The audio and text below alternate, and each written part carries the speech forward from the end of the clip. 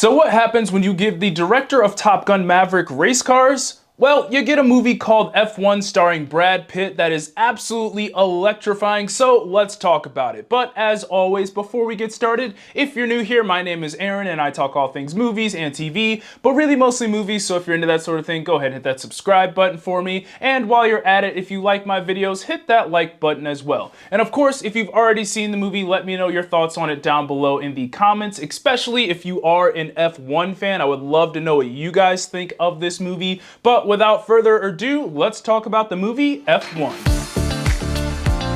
So F1 is directed by Joseph Kosinski, who is also known for directing Top Gun Maverick, and in this movie we follow Sonny Hayes, an old F1 driver played by Brad Pitt, who returns to the sport to have one last run as he teams up with a young up-and-coming rookie played by Damson Idris to help a struggling racing team. Jumping right into the good, and the first thing I have here is just all of the racing in this movie. Now, when they first announced this thing and I saw who was directing this, all I wanted from this movie was this to be Top Gun Maverick, but with race cars, and oh my goodness, that is exactly what I got out of this movie. This is some of the best racing I have ever seen put to screen, and every second of it was just electric. And just like Top Gun Maverick, they shot these scenes in a way that puts you in the driver's seat, and that made all of these racing scenes feel extremely immersive. But the best part about this was, and this really isn't a surprise considering Joseph Kosinski directed this and what he did with Top Gun Maverick, but yes, they did all of that driving for real. There were no stunt drivers. That was actually Brad Pitt and Damson Idris driving those race cars. I don't know much about F1 outside of Lewis Hamilton, who is in this movie, by the way, along with a lot of other F1 racers, but what I do know is that those guys have to go through some pretty intense training just to get behind the wheel of some of these cars. So for Brad Pitt and Damson Idris not to use a stuntman and to do all of this driving on their own is pretty impressive, because I assume that they had to go through similar training as some of those professional drivers in order to drive these cars. They shot this last year during the F1 season during actual race weekends to make this feel as real as possible, and I think that's really cool. I mean, I've even seen videos online and on social media of people at those actual races recording them shooting this movie. But I just can't get over how exciting these racing scenes were. This movie was probably like 75% racing scenes, and I was locked in more than I ever have been for a movie, watching each and every one of them. Then you add on Hans Zimmer's score on top of all of that during these scenes, and man, it was just pure perfection. And with this being set in the real F1 world, at times I didn't even feel like I was watching a movie. I felt like I was watching a real race. I also enjoyed how they covered every aspect of racing. It wasn't just the racing on the track. It really emphasized that this is a team sport and that everyone on that team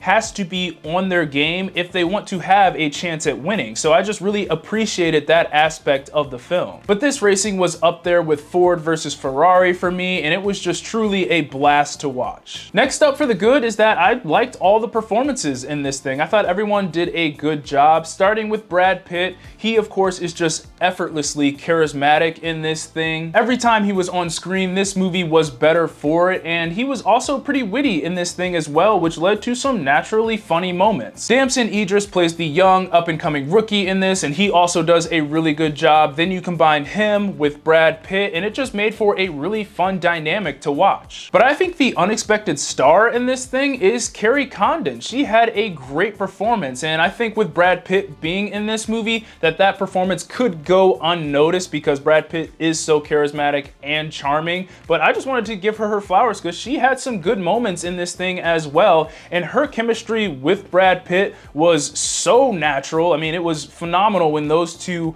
were going back and forth and having banter in this movie, and that led to some genuinely funny moments as well that just felt really natural. We also had Javier Bardem, who did really good as well, but overall I think this cast just had really good chemistry with one another, and each person brought their own charisma to this role, which made this thing really entertaining to watch. Moving on to the so-so, and the only thing I have here is that as good as this movie was, at the end of the day, it is your typical underdog story that we've seen play out a million times before. We have this racing team who is pretty much having the worst season of all time, and just nothing can go right for this team, and with all odds stacked against them, they have to somehow pull out a win. Then on top of that, we have this grizzled old veteran who's looking to pull off one last run, and he must team up with this up-and-coming rookie who is very talented but also a little cocky at the same time. And obviously they hate each other at first, but then they learn that, hey, maybe we're not so different. And let me tell you, this movie was a little on the nose with that theme. But the more I think about it, their relationship is pretty much just Doc and Lightning McQueen from Cars, with Brad Pitt obviously being Doc and Damson Idris being Lightning McQueen.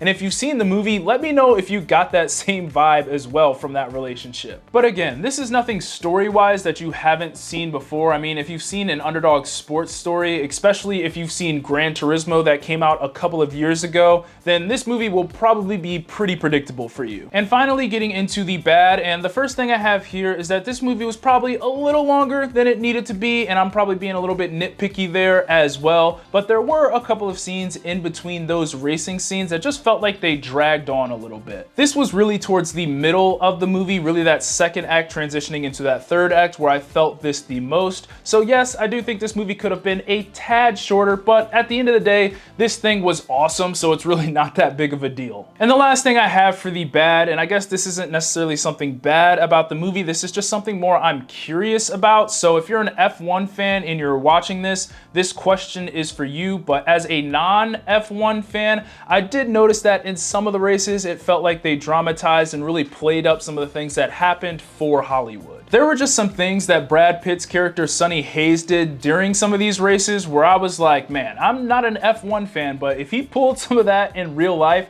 I just feel like that wouldn't be allowed. So F1 fans, please let me know your thoughts on the actual like racing tactics in this movie, because even though it was an absolute blast to watch those scenes, there was a part of me that kind of felt like some of this racing wasn't necessarily accurate to real world F1 racing. But for my final thoughts, this movie is electrifying and is one of my new favorite movies of the year.